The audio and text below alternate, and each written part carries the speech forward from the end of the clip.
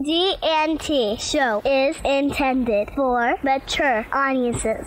Parental discretion is advised. Live long and prosper, bitches. Star Trek: The Final Frontier. These are the voyages of the GNT show, our continuing mission to explore Star Trek storytelling, to seek out new worlds and interesting characters, to boldly go where no show has gone before. Naomi Wildman. I was setting it up. Welcome to the GNT show, where obviously we have no script. Yeah, let's just get this puppy started. As always, the beautiful, the lovely, the high-booted, short-skirted, and big-breasted Terry Lynn. That would be me. Admiral Shaw. She's badass. It's Ceridian. Good morning. It's Sunday on the GNT show. You know the worst part of this morning? It's not the getting up early. It's the fact they're making me wear clothes to do the show. It's time for coffee clutch. Strap on your helmets, boys and girls. It's gonna get rough. Oh, it's gonna be one of those mornings. Let me put on my seatbelt, my helmet with the little blinky light on top. For safety. When we decided we were going to do the GNT show, one of the things we said was no standards. GNT show does not go on the air because we're ready. It goes on the air because it's 9 o'clock on Sunday morning. Mike could have snapped by then and killed us both. Pain sticks for Mike, evidently. We have our production meetings on the air. Well, it's the best way to get you to adhere to things. You've now set an expectation. That's the thing about the GNT show is we set no expectations. I need more coffee. Wow. I'm trying to figure out whether or not I want to do general news or Star Trek news, and I figured This is Terry having a series of small strokes, actually. Well, it doesn't take long for this show to deteriorate, does it? Straight the fuck downhill. I don't always podcast, but when I do, I GNT. And welcome to episode 189 of the GNT show. This is Gettysburg 7. There he is to my left, your right. Today he's wearing his, I don't know, that looks like a baseball uniform, Ceridian. Kapla. Go Targs. I don't know. The Targs. The Targs. And there she is to my right, your left, looking, as always, resplendent and gorgeous. It's Jessica. Well, good morning, but I'm on drugs today, and I think we all are, so this is going to be a very interesting kind of free-flowing show. Why do you think you look hot? It's the drugs. It is the drugs, of course. I love a drugged-up woman. And there he is across the table in his hospital bed in a full-body cast. It's Midnight Shadow. Hello. I wasn't kidding about the drugs, We're feeding him through a straw, but what he doesn't know is we've secretly replaced his food with chopped liver and Folgers crystals. That sounds so gross. Don't knock it until you've tried it, my friend. So yesterday, I talking to a friend, and boy, you know, when you're usually the oldest one around, people can zing you pretty good, and sometimes it's hurtful, but this one was funny. We were talking about where this person lived, because they live way out in the country and it's beautiful. And I said, well, I know where I'm going when the zombie apocalypse hits. And she lives with her parents, and she said, well, what about my parents? And I said, oh, no, we'll just kick them out, you know, because it's tough to take care of old people. And she looked at me and she goes, yeah, I know. Ooh. And it took me a second. And I was like, God damn it. Just kind of funny. I'm a little down this morning. How are you? Quiet. Down. Yeah. It's a subdued show. April 3rd. I had a weird dream last night. I dreamt that Alan showed up early. He left Terry in Europe in order to go deal with a work emergency. Oh, I just hope they're having fun. We miss you. Alan, you're home early. But I have the dogs to talk to, and as much as I love them, they're not very good conversationalists. So I've missed, I've missed communicating with other human beings. Starting to worry about Mike. What? You don't talk to the dogs when you're here, Nick? I slept a lot. Oh, so of course not. Okay. I always find it's a bit of a rough and talking consisted of, Casey, there's no rock under the rug. Chloe, stop chasing yourself. Yeah. She likes to go round and round and round and round. She makes me dizzy. There's kind of limited entertainment options when you're a dog. And then the other thing was, guys, I don't need an escort every time I go to the bathroom. I know. But it's dangerous in there. Front of you. It's like, dude, I gotta go pee. They herded me into the wall. Yeah. They both of them, but it was a total protective thing. Yeah. Don't worry, I got this. They're the best. They're the best. No, April 3rd was okay. There's a radio show I've been listening to since 98, 99. The Ron and Fez show. A lot of people haven't heard of it, but it was an insanely amazing show. Okay. They were on WNEW in New York. That's how I heard them. And then they were syndicated to DC, and then they moved to DC, but they were still syndicated, and then they moved to XM. And they're insanely talented. And Ron Bennington is the funniest son of a bitch on the planet. And part of the reason I even wanted to do any kind of radio and or podcasting was because of the Ron and Fez show. And I've been putting it off because April 3rd was the final episode because Fezzy retired because Fez had personal issues. He's had breakdowns on the air quite a bit. He suffers from anxiety as well as other things. And then, so last night I listened to the final episode finally, and I was, it's a show that could have you alternating between literally just being a weeping mess 1 minute, and then Ron would say something and you'd be laughing so hard that you were like, I was weeping 10 seconds ago. How the hell was this? Yeah. So it's just the Ron and Fez show was you can go on YouTube and find clips of it or online and just, oh my God, some of the funniest shit you'll ever hear, and said with the most deadpan delivery. Just fantastic. Okay. Just fantastic. So I'm a little down today. I had put off listening to it because I knew it would just fucking wipe me out. I've been playing with yourself. No, I've been a little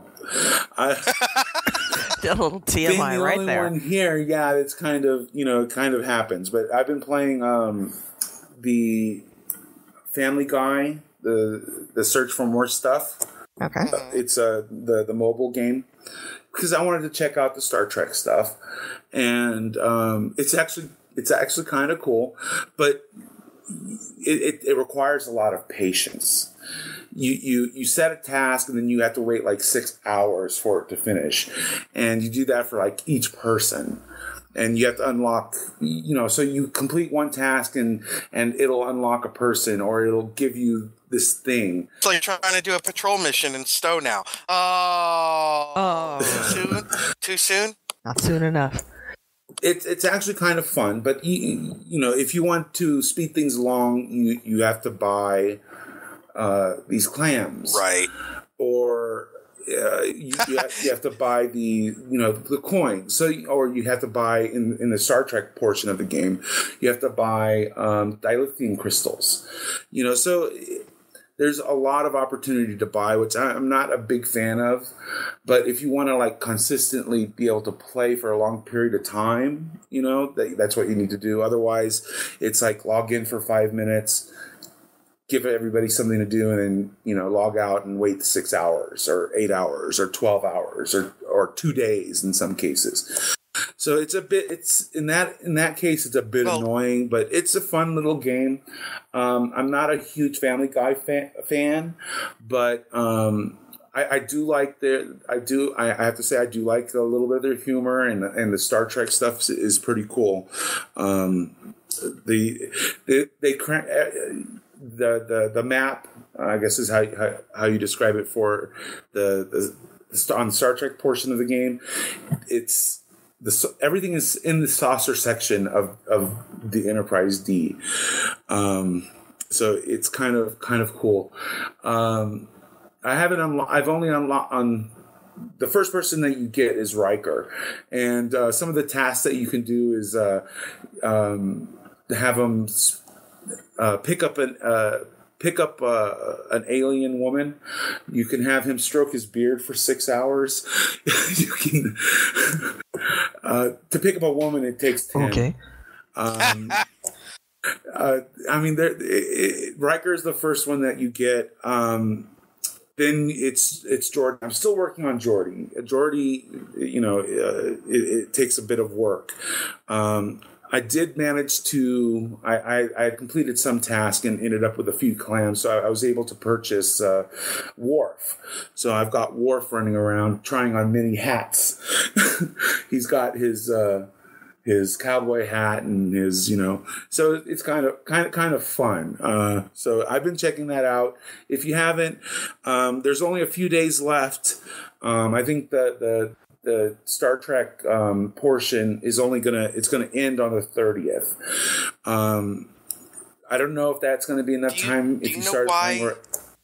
What? Do you know why it's clams? It's a little trivia for you. Why it's clams?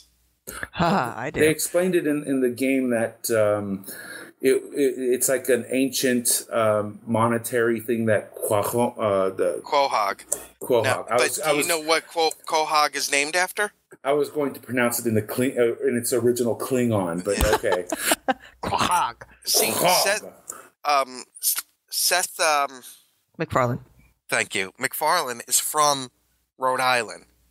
Quahog clams are harvested off of Rhode Island. So that's kind of a little in-joke for him, is that the town of Quahog, which obviously doesn't exist, right near the James Woods, Quahog clams are a local dish. Oh, right on. Right on.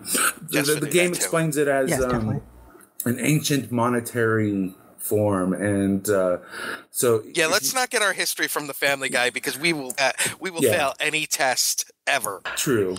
Yeah, that's probably not according to Hoyle. Yeah, well, like I said, it's a fun little game, and if you want to check it out, there's like 3 days left, depending on when you listen to this, and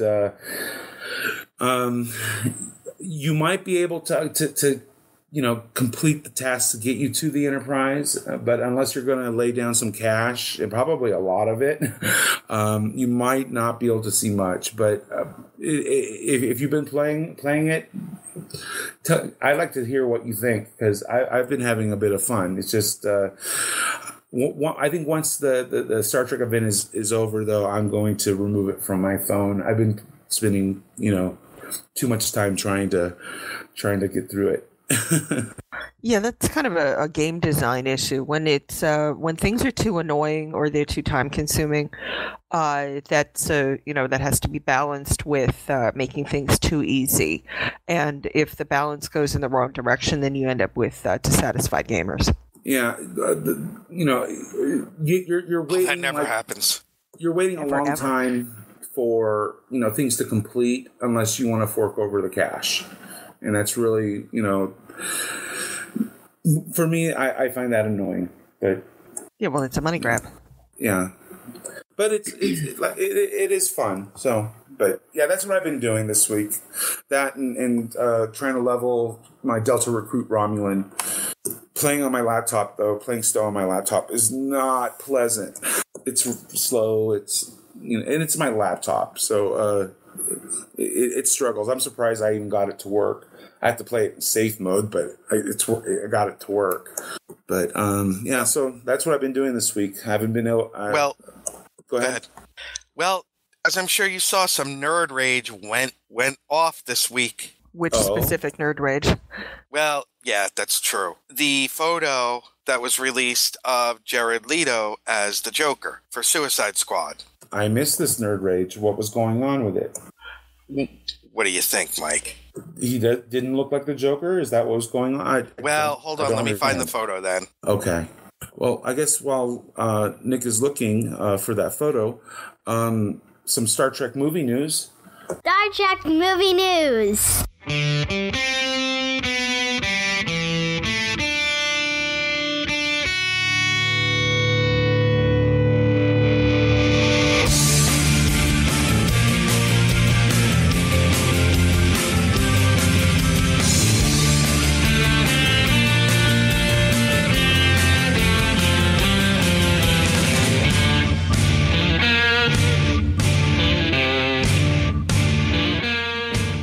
It has a title.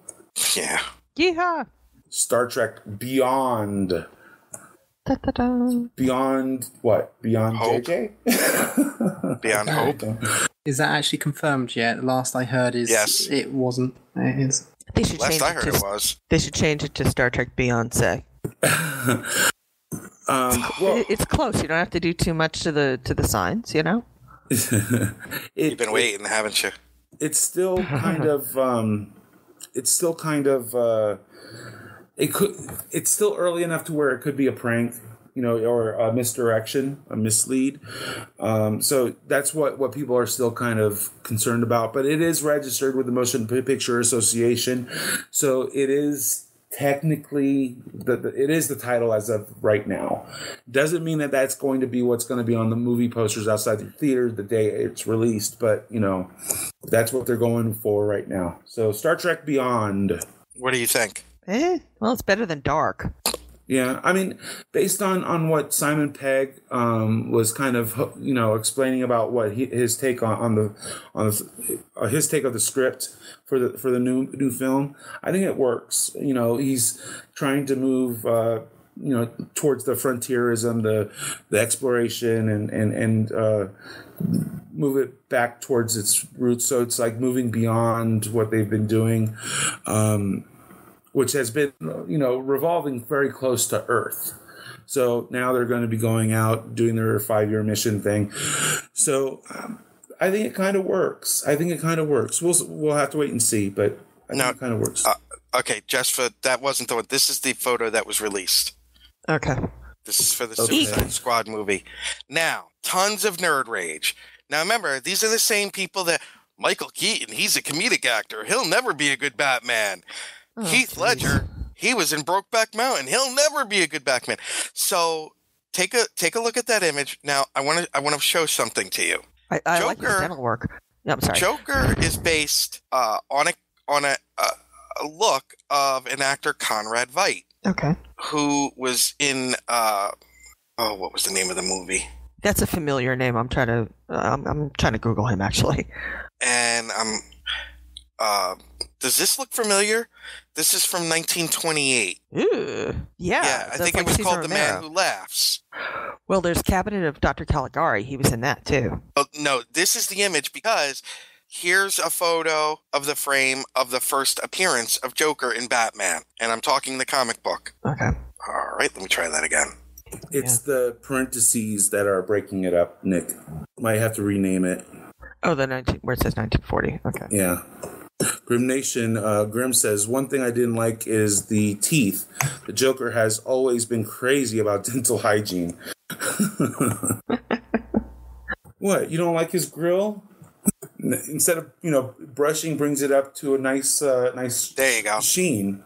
Huh. What does that look like? Yeah. It's interesting. And what does Jared Leto look like? Yeah. So this is a throwback. Yes. So to all the people that are raging, I'm just going to say what I said on social media this week.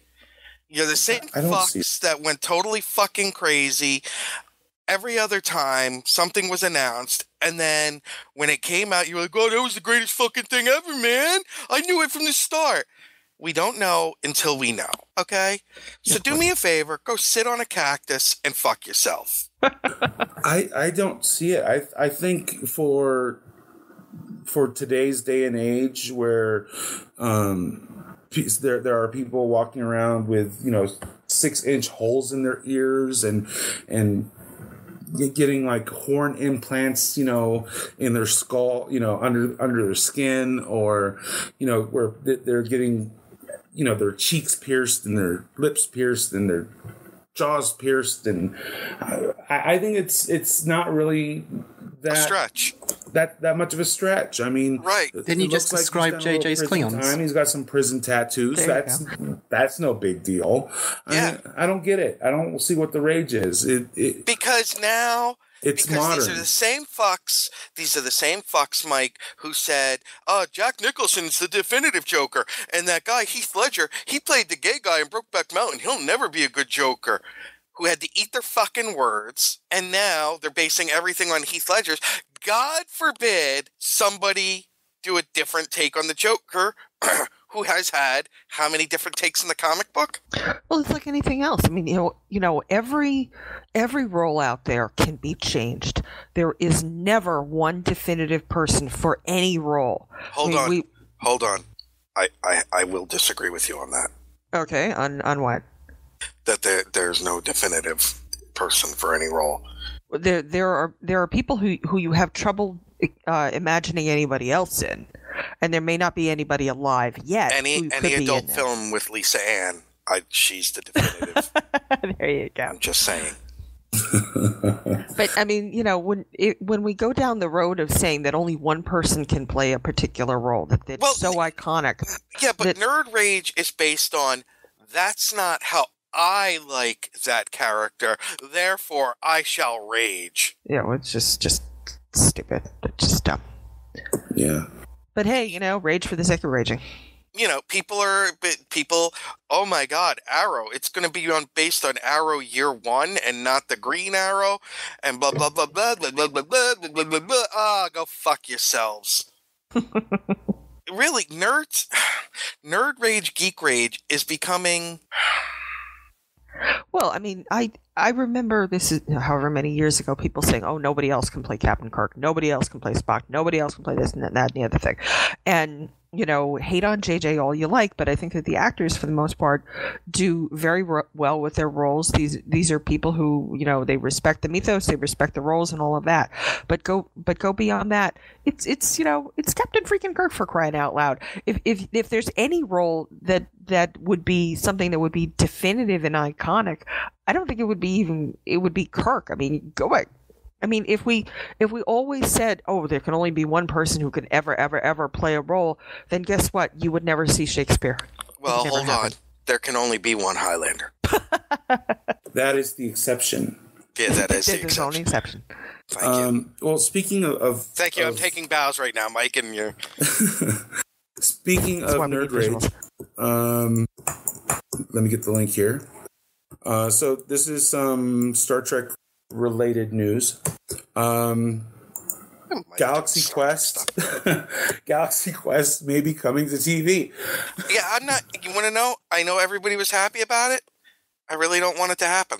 I mean, my issue is it ruins a the film joke that was made to spoof Star Trek is getting a television show before Star Trek gets a television show. It's not even that.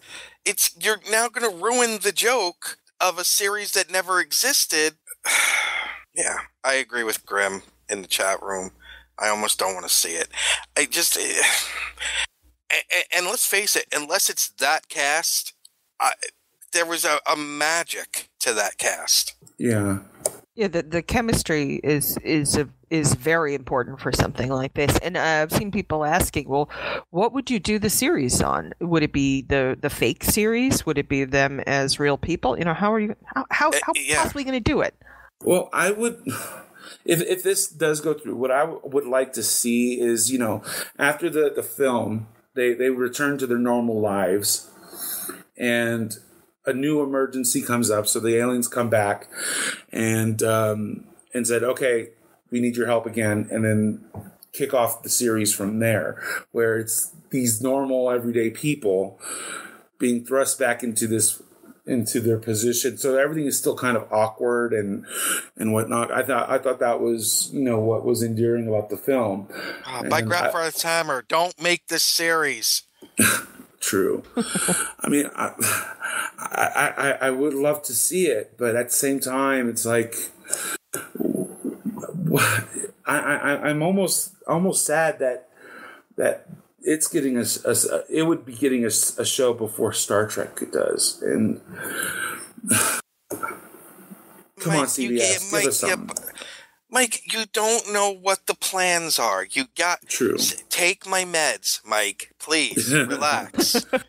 We don't know what the plans are. And you know what? If they don't bring back a Star Trek series, maybe there's a good reason. Maybe they can't for reasons of studio stuff, and we know what the elephant in the room is there. And the other thing, maybe because testing has shown, yes, there's a vocal minority that says they would love to see it, but who knows? Maybe there's a whole bunch of people like, I don't know. Well, I'm just you know, so And when you look at jealous the of Star cost Wars. appreciated, what? the cost.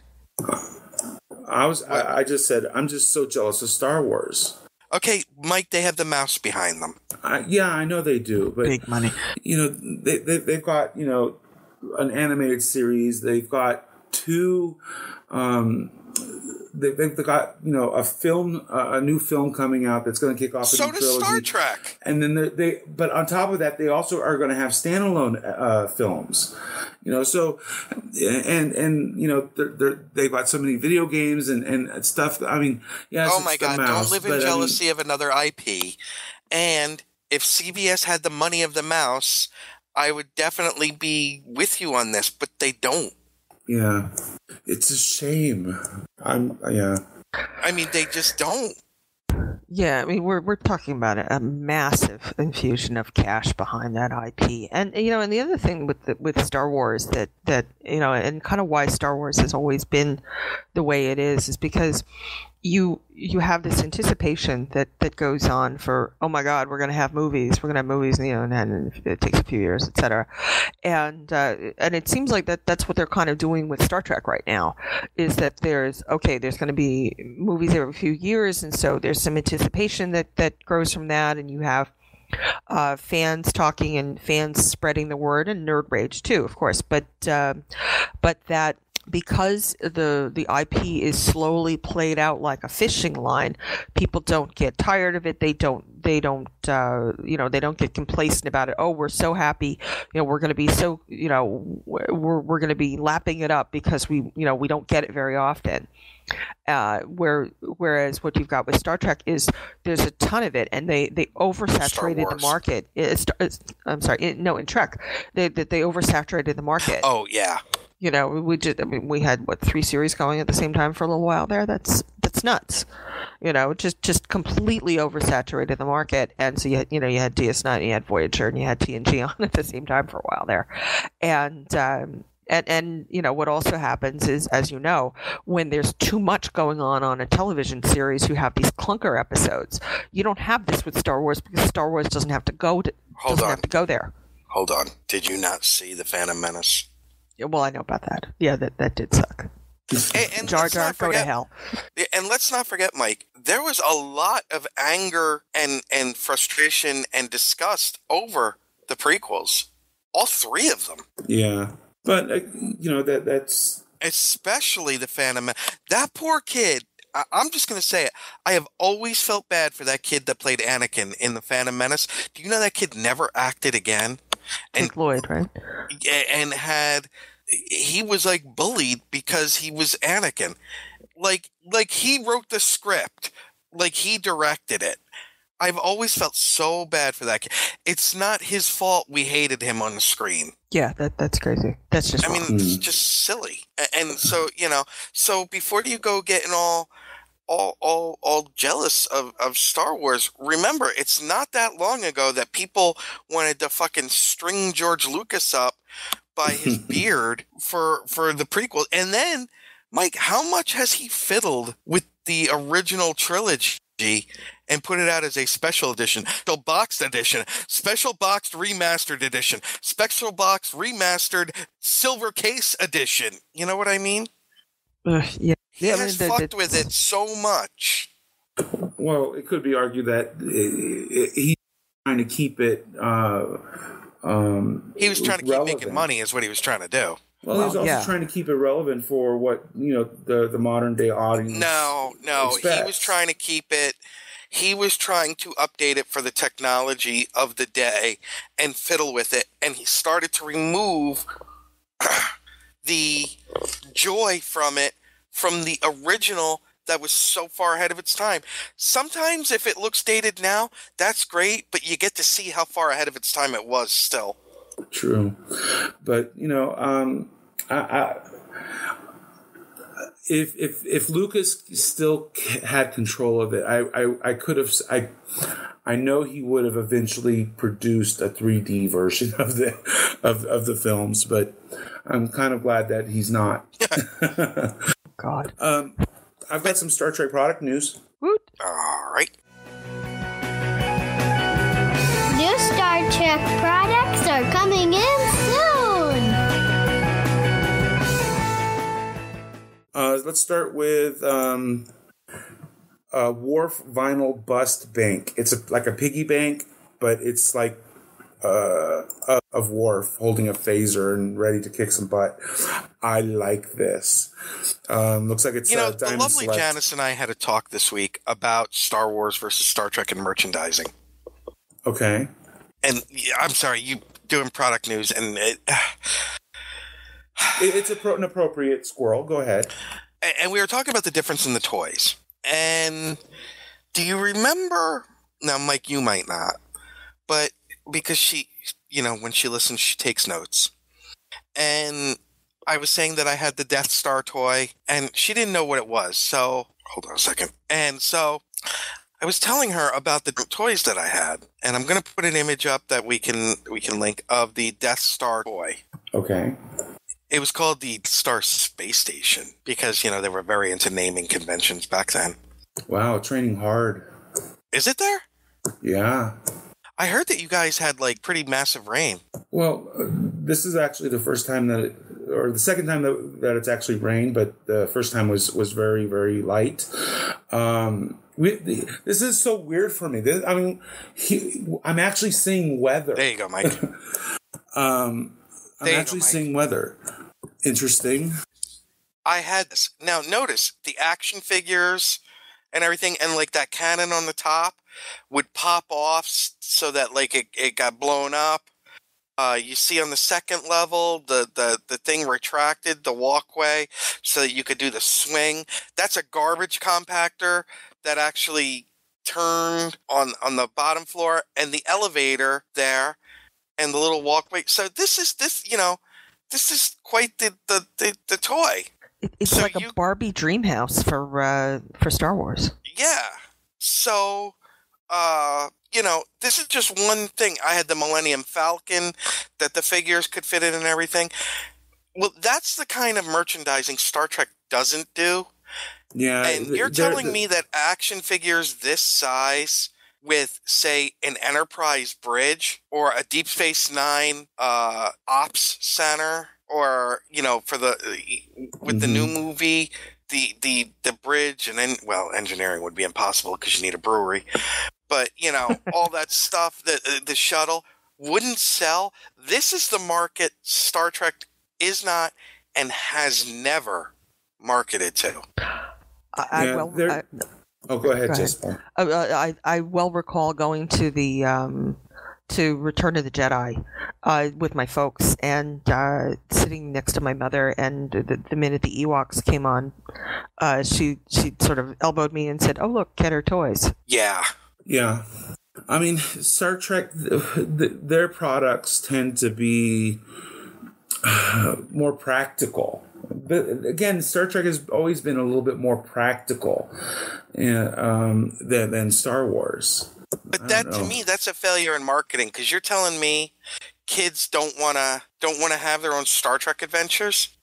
I'm not disagreeing. I would love to see that. I mean, I would love. Here's the Millennium Falcon, Mike.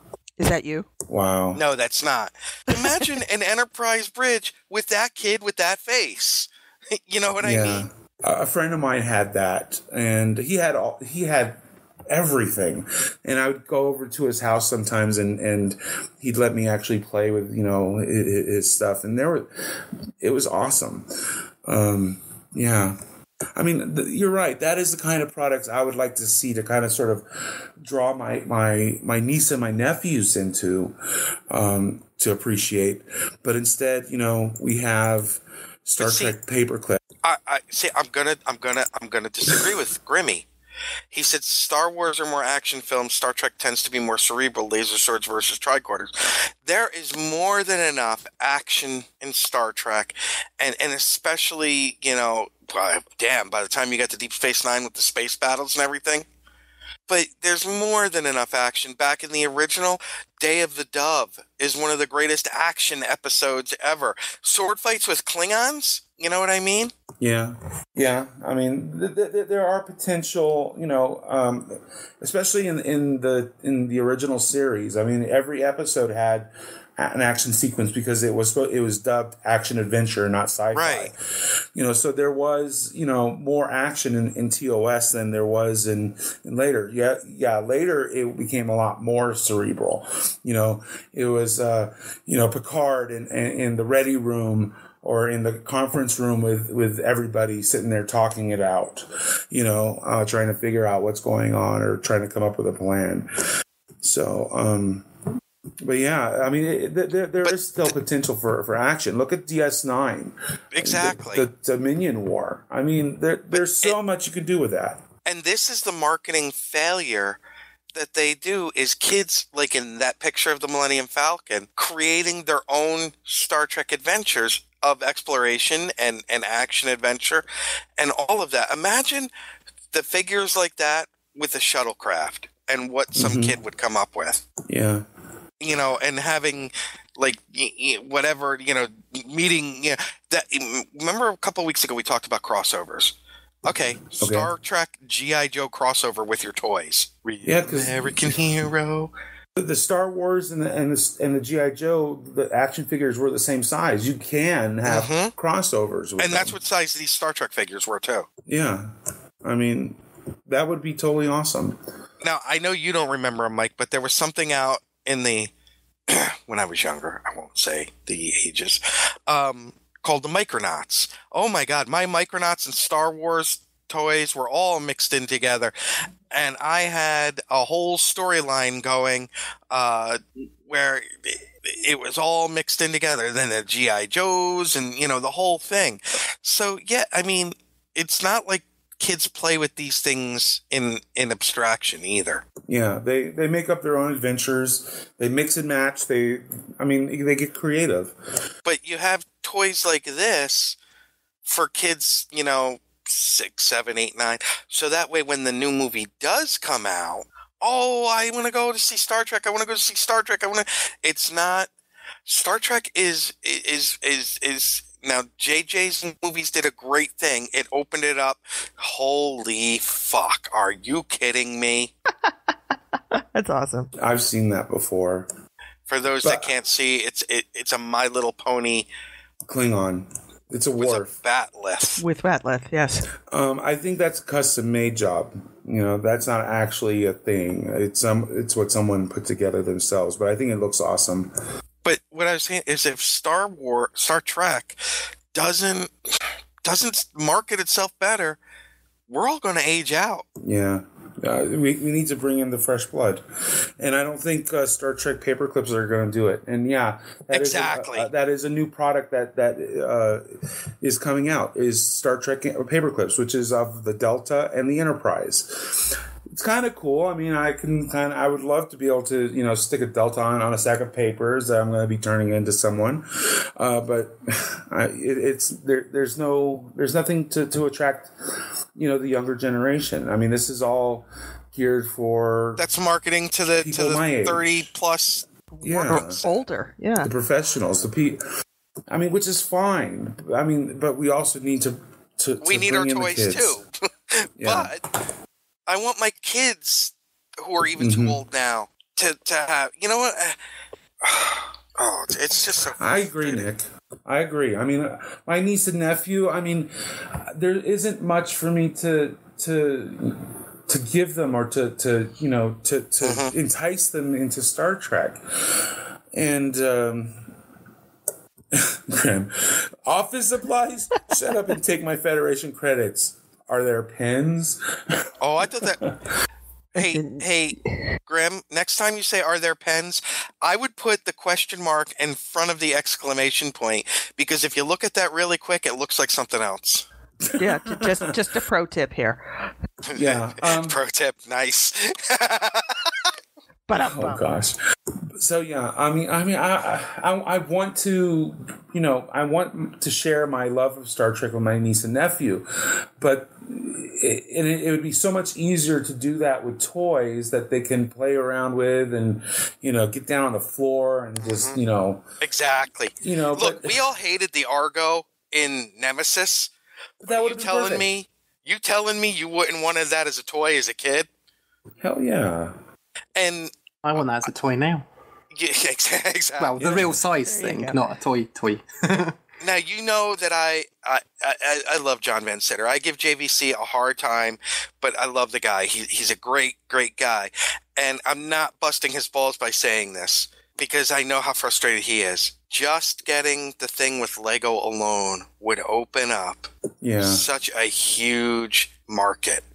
Yeah, because not only would there be, the model kits, there would also be the video game. Oh my God, and that would just totally drive me insane. That would just right, because my nephews, they love Lego games, and if I could, pop in, Lego Star Trek, and let them play through some of the classic adventures. That would be just blow my mind. It would blow their mind. It would just be awesome. But who doesn't want to see Lego Kirk with the Lego walk? It's a marketing thing, really, because what Star Wars has decided that their buyer persona is, their marketing audience. They've decided that audience is young children and their parents or people who are about their parents' age. So the Star Wars IP is being pitched towards younger folks, teens, tweens, young children, 20-year-olds, young adults, whereas the Star Trek marketing is being, the audience seems to be people in their 30s and 40s and up, and there doesn't seem to be any push towards pulling in, pardon the pun, the next generation. There just doesn't seem to be. And if there was Lego and the like, then you would start to see parents with their children, or grandparents with their grandchildren for that matter. And the IP would not be aging out. Instead, marketing is shoving it along and saying, here you go, Grandpa, have a few paper clips. And, whereas look at what Star Wars gets. Yeah, and although they try, CBS tries, we get excited about the 365-day. What were you saying, Nick? I'm sorry. We get excited about 365-day desk calendar. But that's because we're all older and professional, and we have a use for it. Some kid's not going to have that on his desk walking from class to class in high school or junior high. You know what I mean? Yeah. No, that kid wants a T-shirt. He wants a bottle opener. He wants a jacket. He wants a he wants a game he can play, or an app on his phone, or that sort of thing. The backpack or the book bag. Yes, exactly. Or things that he can put in his locker, or the like. He's not going to be playing with a damn disc calendar. That's not going to happen. And although CBS has tried, and I'm not bagging on the desk calendar. They have a license with like Creo. But I'm sorry, the quality. I mean, I think it's Jake Galloway that posted a picture of the Creo Enterprise from JJ, the JJ Films. Yes. I'm sorry. I mean, that to me, that does not look enticing. I mean, that doesn't make me want to play with it or really want to do anything. It's too blocky. It's not. It doesn't even really look like it. I mean, it's just. You know what that reminds me of? When you're walking in New York City and they try and sell you the Romex watch, the Rolex knockoff. The knockoff. Yeah. It's like a Lego knockoff. Yeah, I appreciate the effort, but it's not the same. It doesn't even come close, and it's disappointing. First of all, Lego, if they did an Enterprise, it would be like 6 feet tall, because they do shit like that. It would be on par with the hover carrier that they did, which was like their biggest set yet. God, that's amazing. I think it was like 3 feet long or something. It was huge, and they came with mini figures and regular figures because it had its own little working bridge. I mean, that is the kind of thing that we really need. But I think sadly, and it's not really sadly, but I think Lego and Disney have a much closer relationship. And I think that's... Well, hold on. It's not just that. Lego has relationships with a whole bunch. They do, but if you look, a lot of the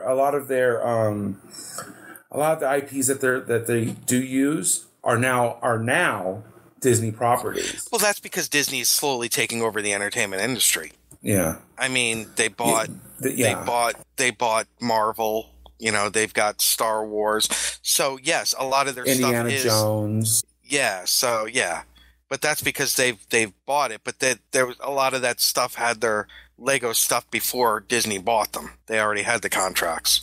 Oh my God, I can't even imagine being a lawyer for the mouse and working out those relationships. Oh yeah, at some point they're going to be fighting off antitrust. I'm sure they earn their money, and I don't say that about lawyers easily. Speaking of throwbacks and stuff, there is something I tweeted to Mike and Grim and to the Sunday G&T show this week. Something that happened, and boy, did it get me raging. Tell us about it, Nick. Oh. The culture we live in now, it started with a joke that was made in an Avengers interview, and they were asked about fans. It was Chris Evans and Jeremy Renner. That's Hawkeye and Captain America, for those that don't know about Captain America and Hawkeye. Thank you for clarifying. Hot guys. Yes, okay. Captain America and Hawkeye. And they were asked about fans doing fan art and fan fiction of Black Widow being with their characters. Black Widow with Captain America, Black Widow with Hawkeye. And okay, so shipping. Yes. Yes. Okay. And by being with, I mean being with. Yes, indeed. And they joked and said, she's a slut. She's a whore. Talking about the fans doing that. And they were laughing. They were roaring with laughter. Right away, the Outrage factory went into full production. Oh, they're misogynistic. Oh, they hate women. Oh, look what they said. Fucking people, shut the fuck up, okay? They were talking about fans making art. Oh, by the way, the same kind of stuff they said about themselves when Jimmy Kimmel showed them fan art of, Hawkeye and Captain America, or Hawkeye and Iron Man laying in bed in post-coitus embrace. But somehow now you can't joke about any fucking thing at all without the fucking Outrage factory and the self-identified victimization politic factories opening their fucking pie holes. And I am so when did our country lose its fucking sense of humor? And you know what I'm going to blame this on? Political correctness? Social media. Okay. Oh. Because now you get into the little fucking bubble of outrage and, oh my God, they insulted red, black, and white bunnies, but not red and white bunnies. Fuck them. Fire them all. Shut the fuck up, you fucking twat waffles. Well, there's an isolation, and there's sort of an estrangement from the rest of the world. You're right. You get into this bubble, and you're treated, and you treat others in one way or another, in whatever it is. It doesn't matter. And then anything that's outside of that bubble becomes an offense. It becomes a threat to the bubble. And it becomes outrageous to you that it feels like it's too much. Whereas if the same sort of thing was said or something similar within your own group, then you'd understand it. Oh yeah, it's an in joke. Yeah, it doesn't really mean anything. Yeah, they were, here's the explanation. But instead, we're all just, we're all racing through our lives so much. There's a brilliant woman named Camille Paglia. Paglia. She's a feminist. She hates with a passion third wave feminism because it's all about victimization. And boy, I know this is going to piss a lot of people off, but if you want true equality, stop. Her thing is you don't have to be downing men all the time. Not everything that a man does is subjugating women. Well, but yet, if you look at some of the nerd rage that went off about this fucking... These guys, for what now? A month have been promoting this movie and going from interview to interview to interview and interview. And they're fucking exhausted. They were probably drunk. I don't care. I will say it's... And how do we know it's not something they've said with Scarlett Johansson that she hasn't said herself about the same topic?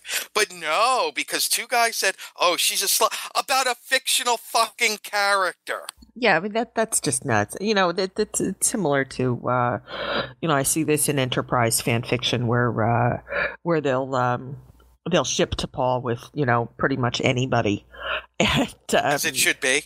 Yeah, and, and then there's the, like, oh, come on already. And that's a... And hell, I've read fan fiction where everybody's sleeping with everybody. Sexuality is so fluid that everyone is slutting it up. And you're right; these are fictional characters. This is not the real Jolene Blaylock. This is not the real Scarlett Johansson. It's something that fans did, that other fans did. Yeah, and they were joking about, wow, she's such a slut. Because fans had her sleeping with everybody. Yeah, because this was MA rated shipping, and that's all it was. Oh my god! Then a friend of mine this week, we were discussing the TV shows we grew up with and how political correctness, as Mike said, and the outrage fact. Let me. All right. What if this news article leaked? Producer Nick Minecci met with CBS this week and is pitching a half-hour series about prisoners of war in a Nazi prisoner of war camp. Oh my God! Yes, agreed. And what is incredible also is that this show came about. Was it less than 25 years after the war? Yes. Or how about this one? Producer Nick Minecci met with NBC officials today and pitched a new series about a misfit band of cavalrymen in the Old West who have a relationship with the local Indian tribe where they put on fake clothes when people come through, and it's filled with stereotypes and goofy humor from the same era. I might add. Are you referring to the Adam Sandler? Yeah. Well, Adam Sandler. I mean, that's I'm Adam referring to Sandler's... F Troop. Huh? No, he's talking about F Troop, but no, I know. No, I'm about referring Adam to the Sandler. series F Troop.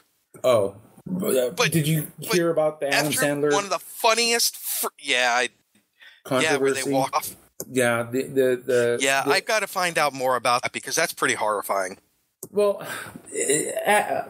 being here since the film is being filmed here in New Mexico, it's a big news item, and apparently, what was going on was they did not appreciate his style of humor, the way that he was, depicting Native Americans.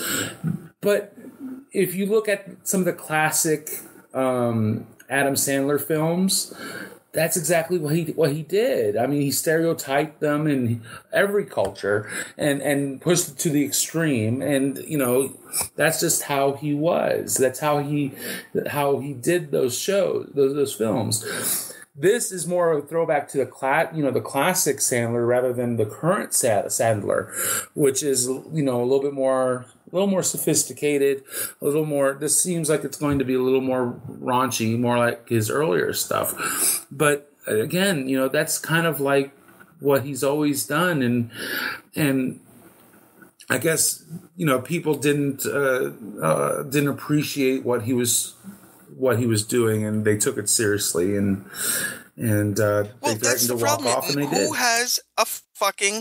Who has a sense of humor anymore?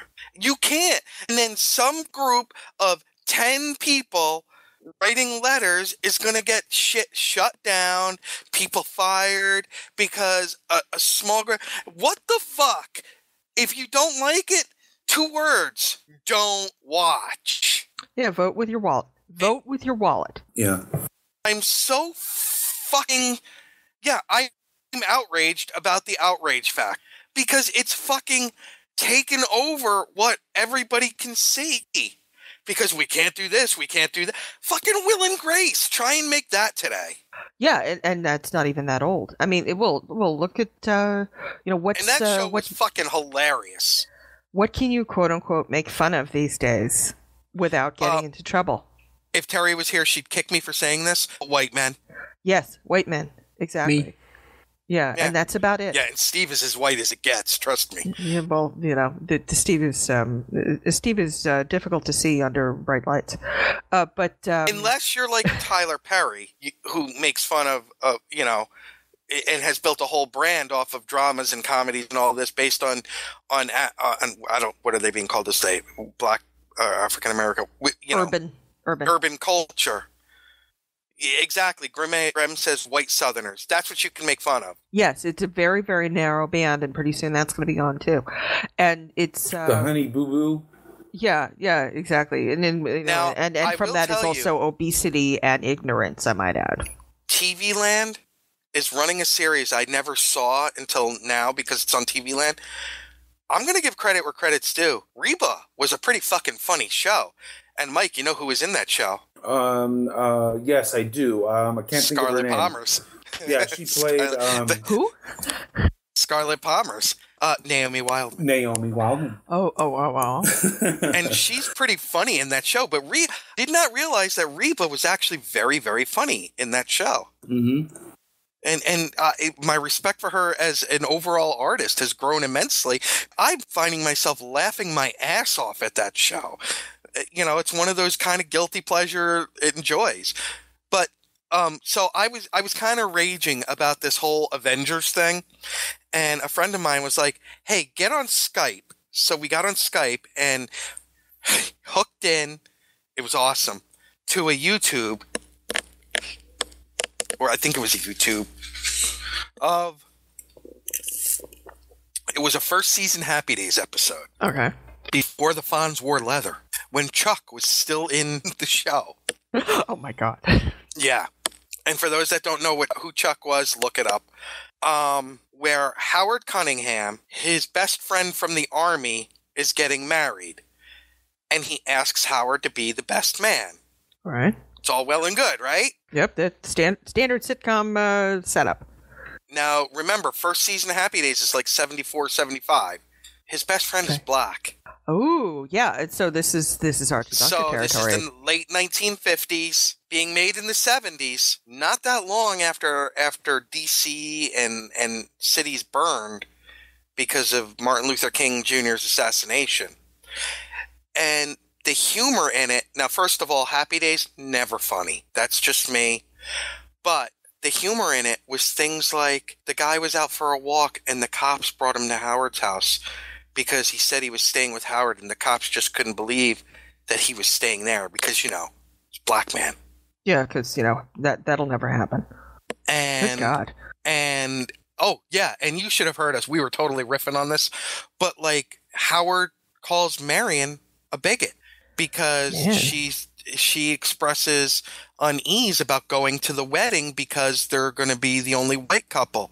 And Howard kind of lays into her and says, Marion, you're just prejudiced. And she's like, no, I'm not. And then she's like, wow, yes, I am. But here's one of the jokes. Marion is putting the groceries away, and the friend comes in, and she's putting the groceries away so she doesn't see him. And she turns around and says, it's so nice to meet you. And then she realizes he's black, and she pauses for a moment. Oh, and what was she putting away into the refrigerator? Some watermelon. So we've got the awkward moment where then Marion goes, well, we always have watermelon in the house. Actual dialogue, people. Oh, God. Make that today. And what do you think the Outrage Factory would be doing? Oh my God. Good God. That's bad.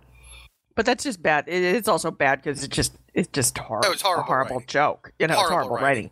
Yeah, you're right. Grimm says it was creep. Fonz was a 40-year-old perv scamming for high school girls. Hold on, Grimm. I don't find that creepy at all. Ooh. I'm just saying. I've reached the point in my life where I understand it. Dun, dun, dun. Well, I've got some more. Sorry, Trek Mike, news. but this was a rant that had been building. Oh, no problem. After the Avengers thing, because look, we joke about Code of Honor, but could you imagine if the internet had been around when Code of Honor came out? Oh my God. I'm sorry. TNG would have Poor been Grimm is at canceled. infinite cringe at this point. Yeah, Mike, exactly, Mike. They would have shut down production. Gene Roddenberry would have been burned in effigy. Wow. Okay, so let's try to move on. But I think an appropriate title for this episode is Outrageous Outrage. But so make note of that, Steve.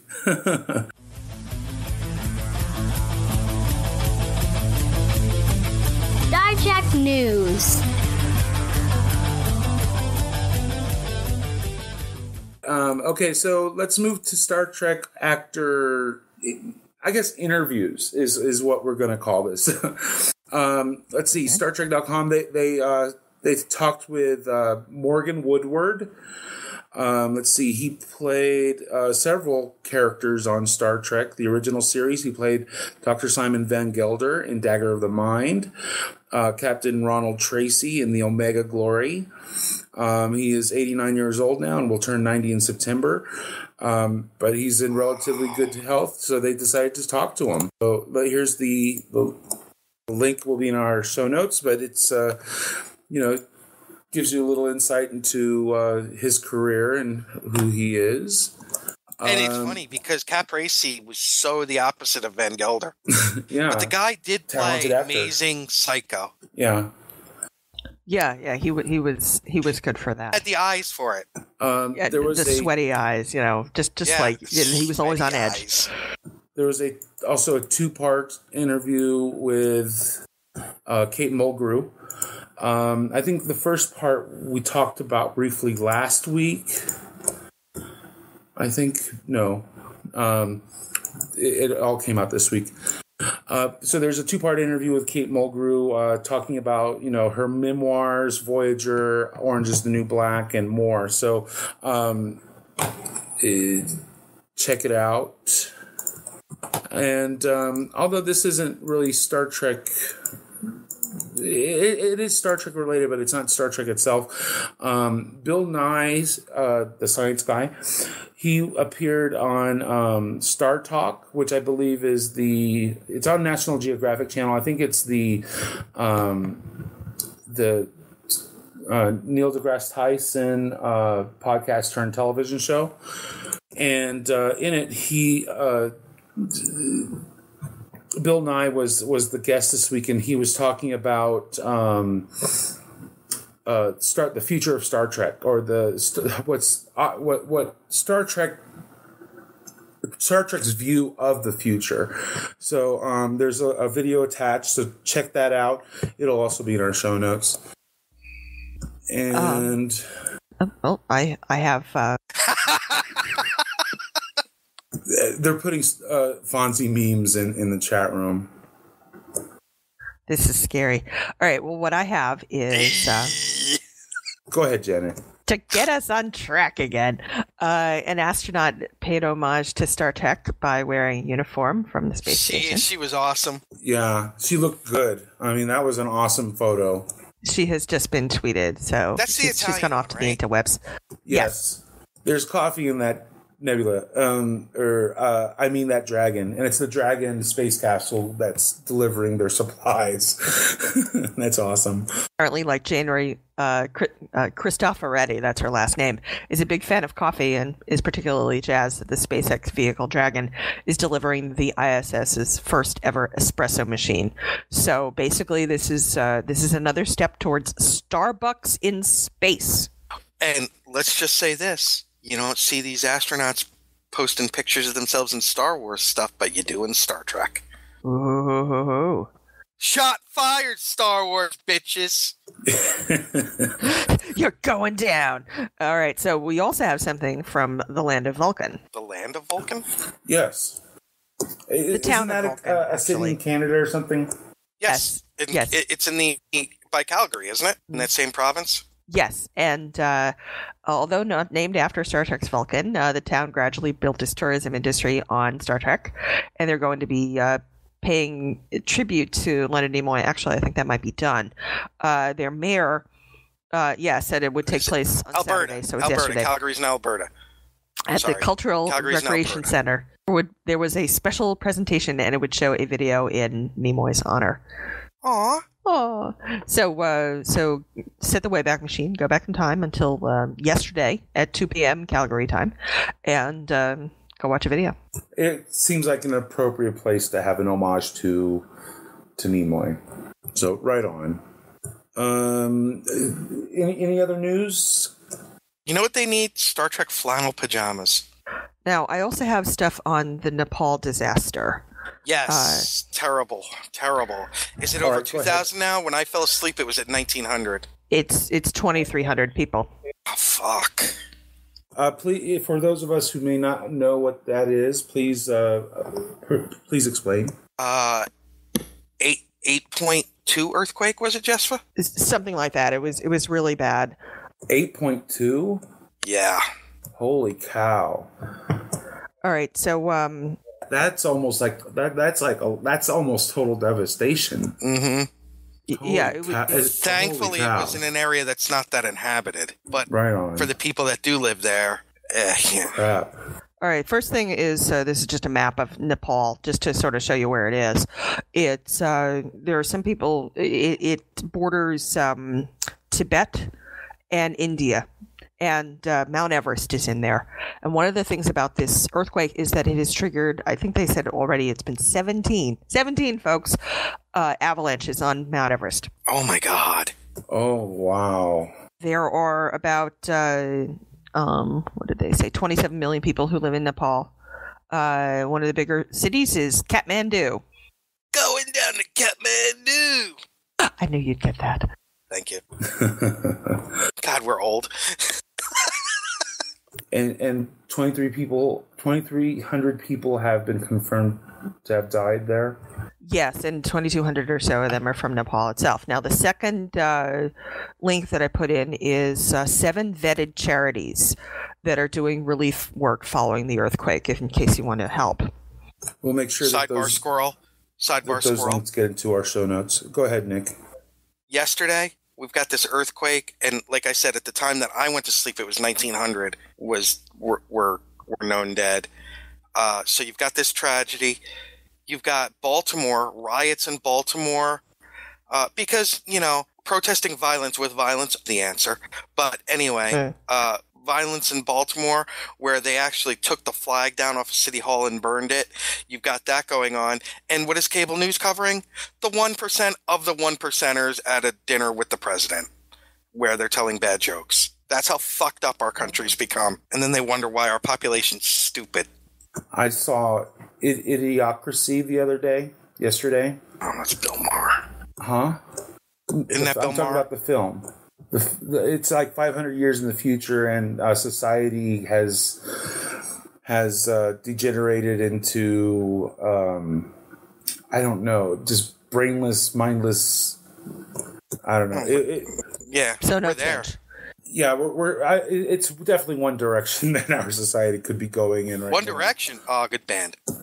Ooh, too soon. Too soon? Oh, that's right. Yeah. But yeah, no, we've got this devastating earthquake, and they're covering the White House Correspondents' Dinner, which, honestly, nobody outside of D.C. cares about. It's the ultimate insider Washington Beltway bullshit, where actually they really it's annoying because it shows just how cozy they are with the politicians. It's just stroking their own egos. Yeah.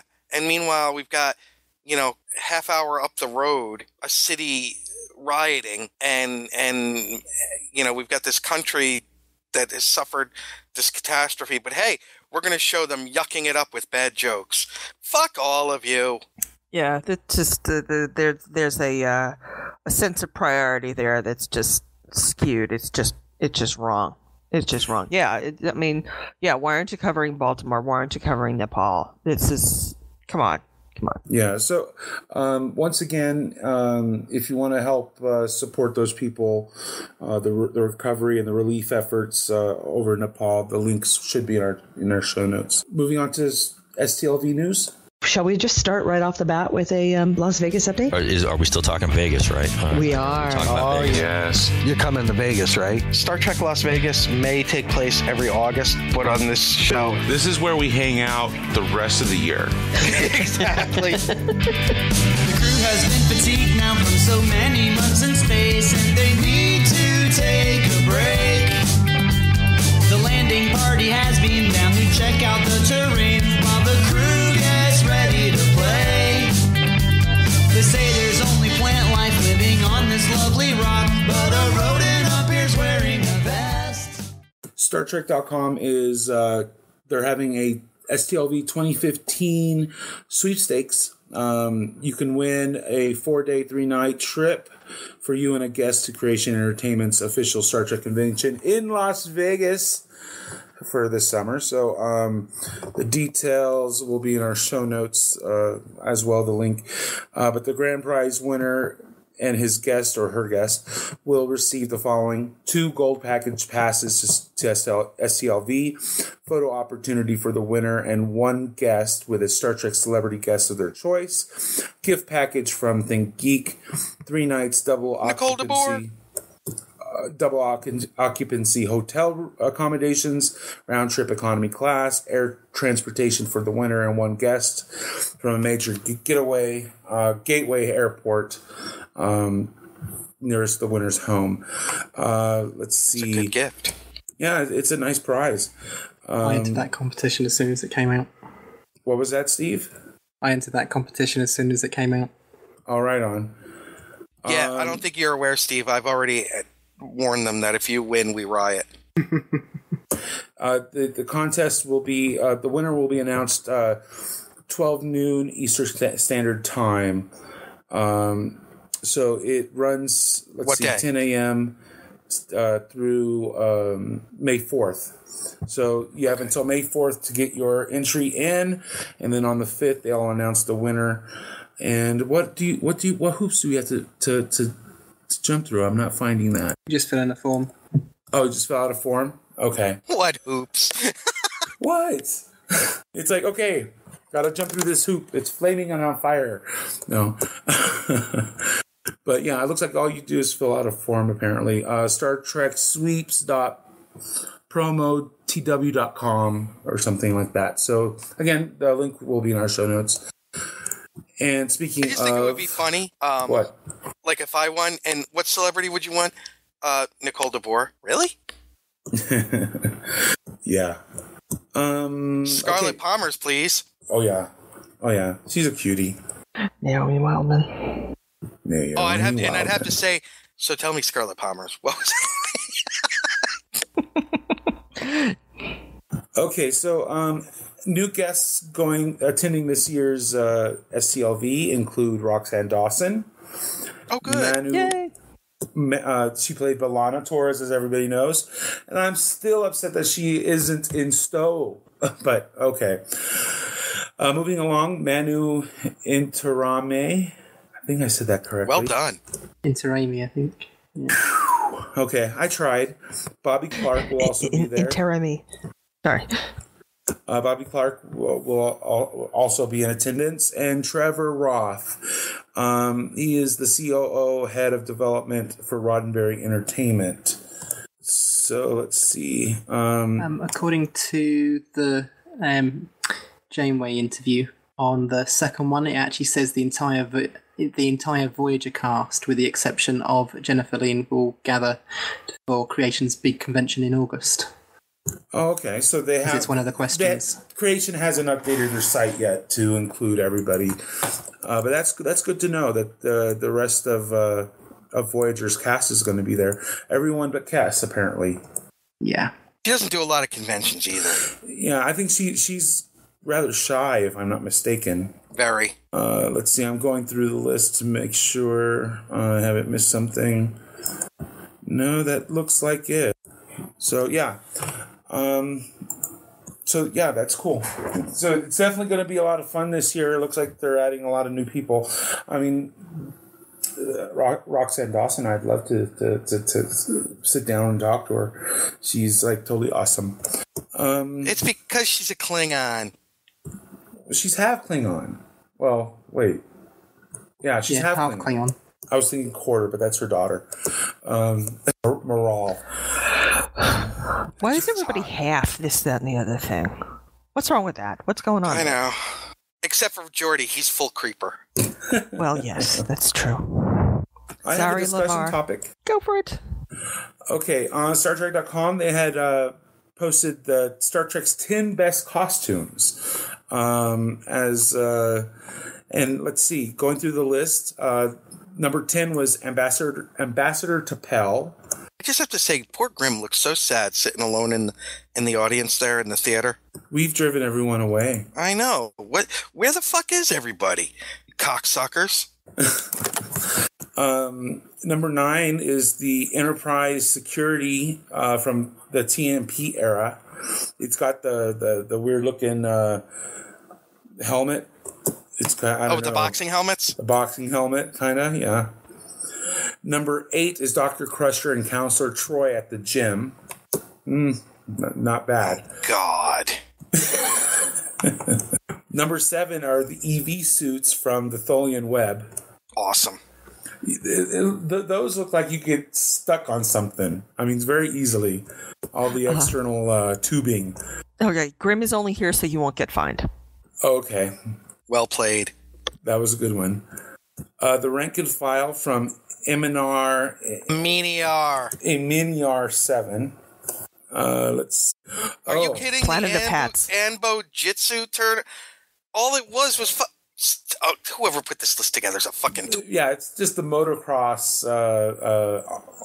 armor is basically all it is. But yeah, that was number 5. Number 4 was Wesley's rainbow sweater. Now you know this is a work. Yeah, this is the list of the worst. Not the best. Number 3 is the environmental suit from the Naked Time. It's the shower curtain of doom. Yeah. Yes. Number 2 is I Am Not a Merry Man, which is Worf in his Robin Hood. Scarlet. Yeah, he plays Scarlet. Yeah. And then number 1 was Picard's dress uniform, which is the scant with pants. So my question is, what is your favorite costume from Star Trek? What do you think would be what is your favorite? My favorite is the Voyager race uniform. That one that was pretty slick looking. Anyone else? It begins and ends with the Nemesis / Deep Space Nine duty uniform. I thought you were actually going to say the scant.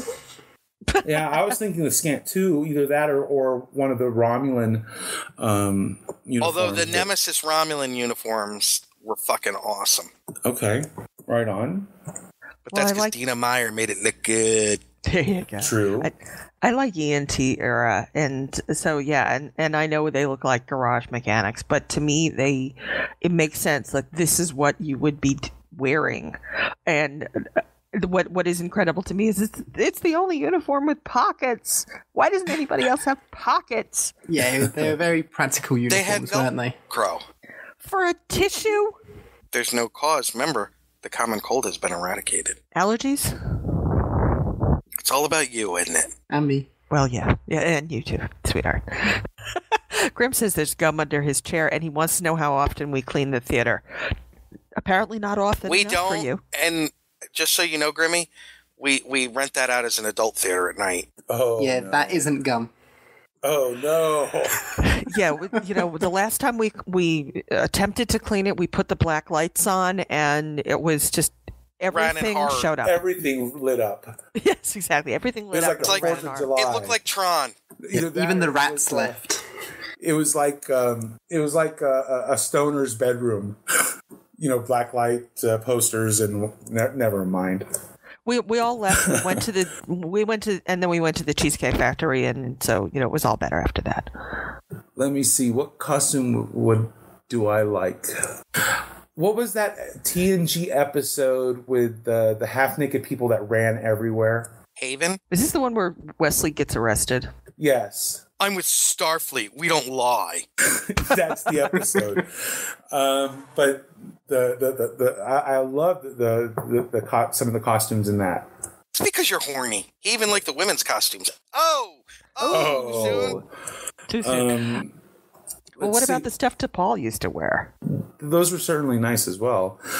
You know what? T'Pol in the Mirror Universe. And I've come to it's because T'Pol with long hair, definitely. Mm-hmm. Yeah, she definitely looked better. The wig, particularly the first season wig, was just, oh God, what died and was slapped on top of your skull, poor lady. But I think one of my favorite costumes of all Star Trek is Jadzia Dax's wedding dress. That I just look at that. Of course, it's Klingon. Well, and it's Jadzia Dax, and it's wow, and leather, and so red. That I think is my favorite costume from everything. Although I did like Venus from when she played the Orion. That looked pretty hot as well. Yeah, there it is. Mike's going to be in his bunk. See ya. Too, but something about Okay, I need to stop. Okay, show's over. Mike's leaving. So, any other costumes? Grim, do you have any favorite? We're talking to our one audience member now. No, two. No, we have two. We got Mark. Oh, hi, Mark. So, what is your favorite costume from Star Trek? Any series? And of course, if you guys have in the room with me, if you guys have any others that you like or dislike, let's go the other direction. Actually, you know what? There's one. Let me find it. There's an episode where everybody always talks about the one woman in it, and to me, all right, let me find it. Okay, I just found something. This is going to be interesting. Okay. Yeah, that's the episode. That's the one Mike said he liked. I'm just pointing it out. I like Mike. That's the one you've got to go into STLV. Yep, that's what you got to wear to STLV, Mike. Oh my God. I don't think it would look very good on me. It would right up in all the wrong places. It's kind of a diaper hammock. I don't know. I can't even. Good God. Yeah, that would definitely be one of the worst ones. Graham says that his favorite was the classic TWOK TWOK maroon. I'm kind of blank. Yeah, that's a good one. If you liked it, here we go. Then you should have put a Klingon. Yeah. Oh, see, Angel everybody. One. Yeah, the gentleman, the men's costumes in that was pretty interesting as well. In the episode The Cloud Miners, everybody talked about Scene. I always was a much bigger fan of Vanna. Which one was Vanna? I just put the picture up, Mike. Oh, this gal with the red hair. Okay. She was the bad guy. Yeah, that is pretty hot too. She was much hotter than Droxine.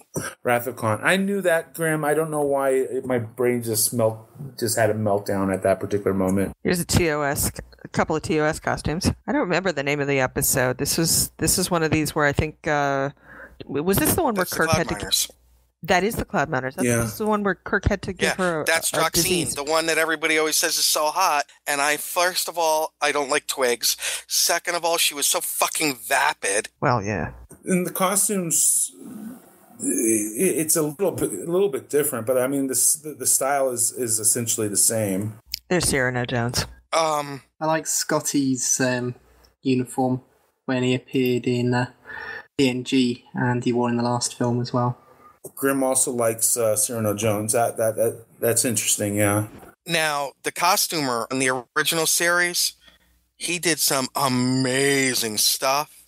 And one of my favorites, and if you read Mark Cushman's very great These Are the Voyages, you'll hear more about the construction of and what they went through for some of these outfits. Just posted this one from Space Seed.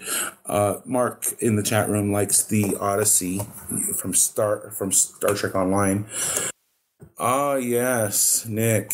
That what was that episode called? I can't remember.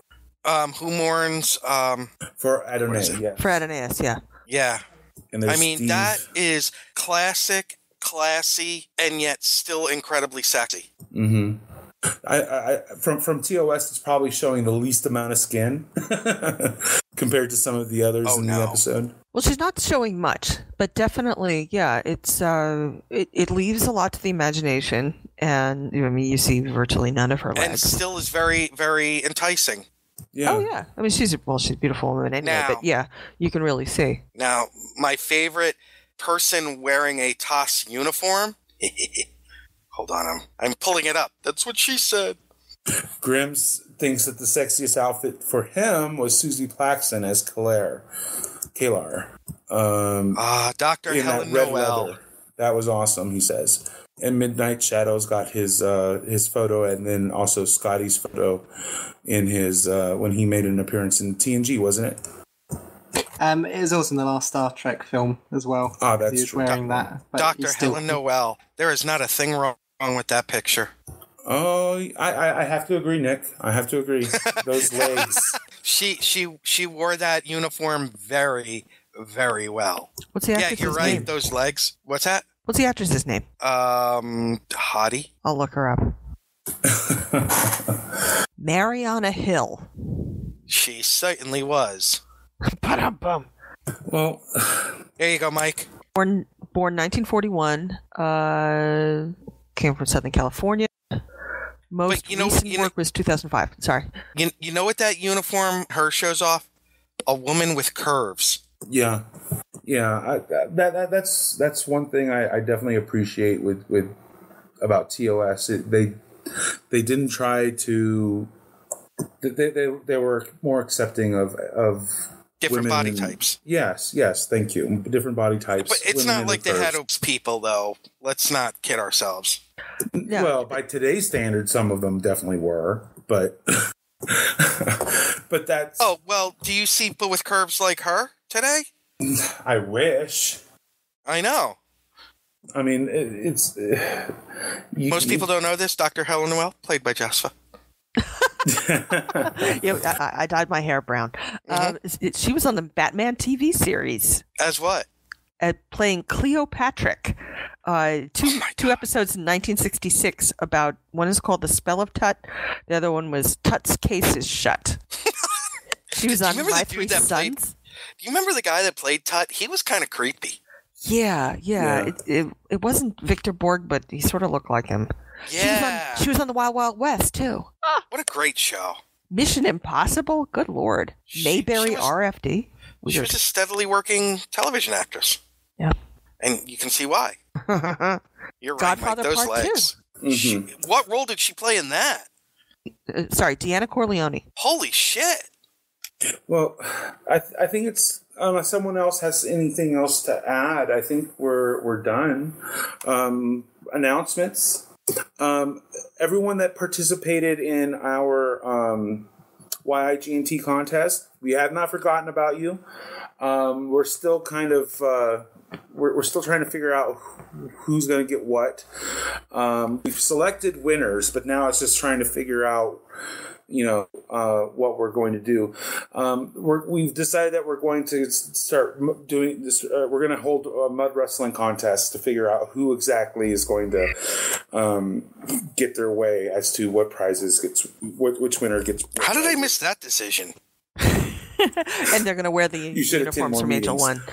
So yeah, we're still in the judging process. So the judging process is done. We're just trying to assign prizes to the people that we've selected as winners. Nick, your Star Trek Catan prize is still up for grabs. So if anyone's attending a convention, if you can get a Star Trek celebrity to say that they never listened to the GNT show, you could be a big time winner too. And then of course Terry's contest for, help me out, I can't think of the names. Oh God, the John Jackson Miller books. Yes, if you read the Absent Enemies, which I just started. No, I started the other one. Yeah, If you read Absent Enemies, which is an ebook novella, and find the scene that she loves the most, email us what scene it is, and if it's the correct scene, you will get a free autographed copy of Star Trek Takedown by John Jackson Miller. I think that's all the contests that we have right now, right? I think so. I think that's everything right now. And of course, where in the world is Gettysburg 7? It's not really going to be a contest, but it'll be a bit of fun. Yes, it is. Oh, really? I will bring you back a local delicacy from where I am. Oh, is that a hint? Oh, that's going to be kind of scary. Is it perishable? Well, you know what the local delicacy is, so yes and no.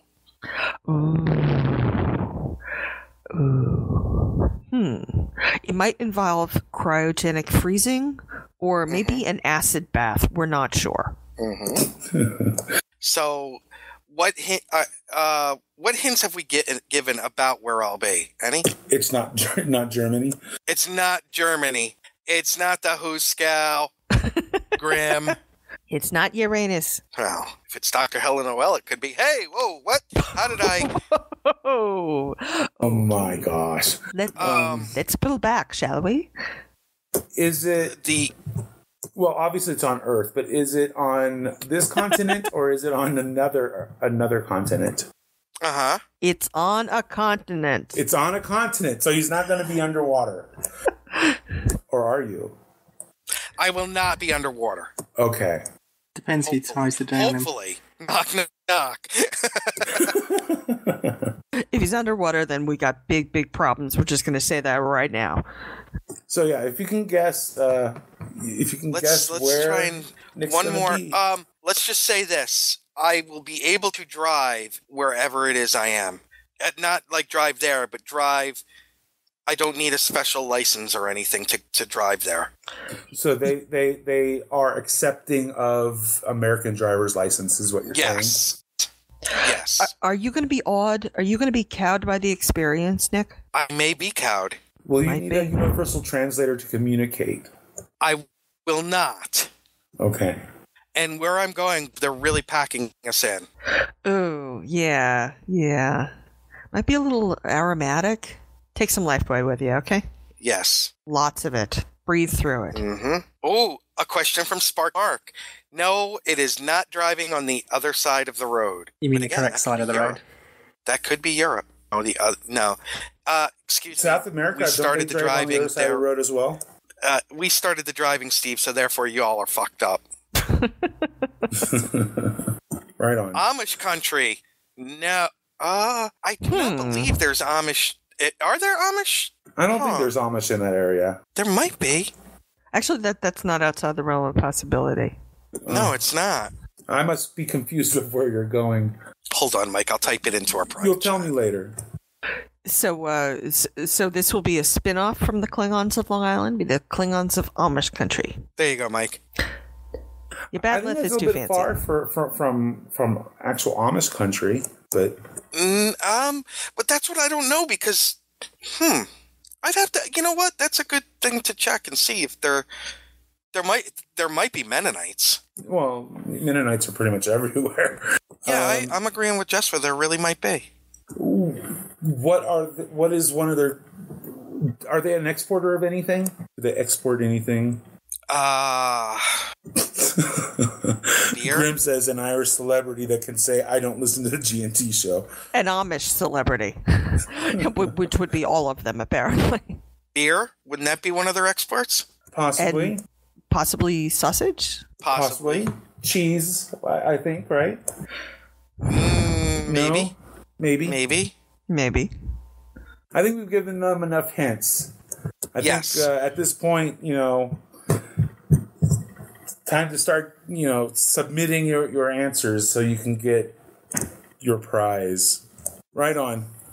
It's been a fun show. Kind of sad that, that some of our listeners are hiding from us. It's because of the scintillating conversation about the Amish. But for those of you that have decided to come join us live this morning and listen to us when the episode gets released, thank you so much. We appreciate you. We appreciate our listeners. No, Sparky Mark Germany is not one of them. It was originally Germany, and that was taken off the map. And Germany's completely taken off the map. Grim says we can't knock off early. Denmark. I wish. Doesn't Poland do a lot of the things that we talked about? They do. That's very true.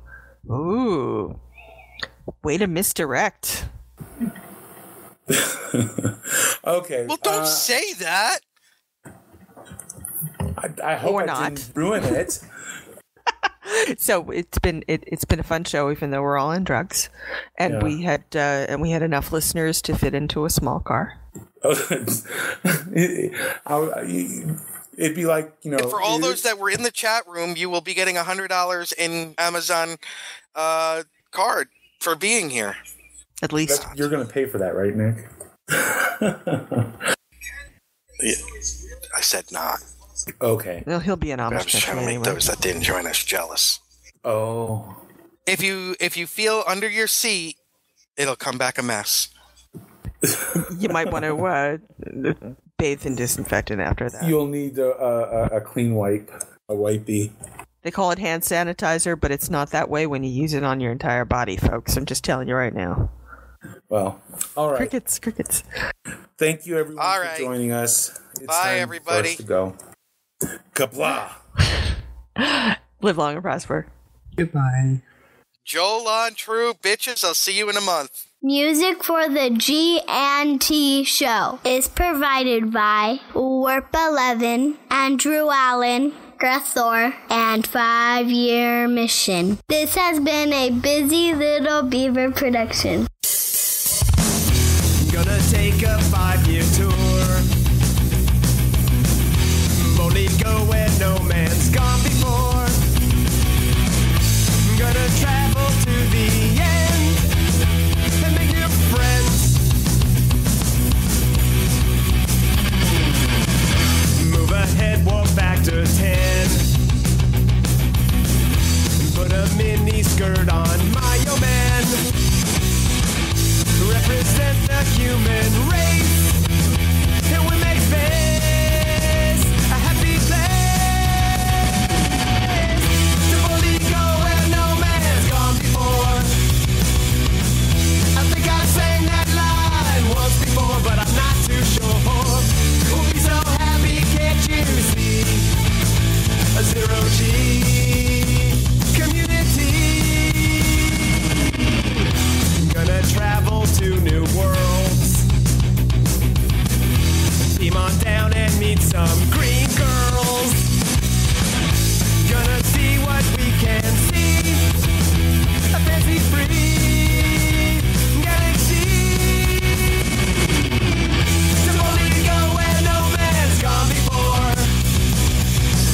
I think I sang that line once before, but I'm not too sure. We'll be so happy, can't you see? A zero-G community.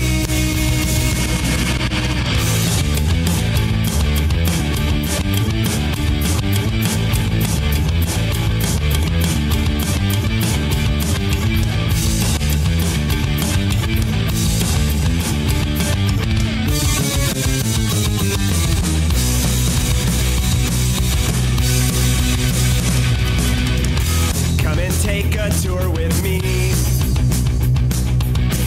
There'll be no cons or Kobayashi. Gonna travel to the end.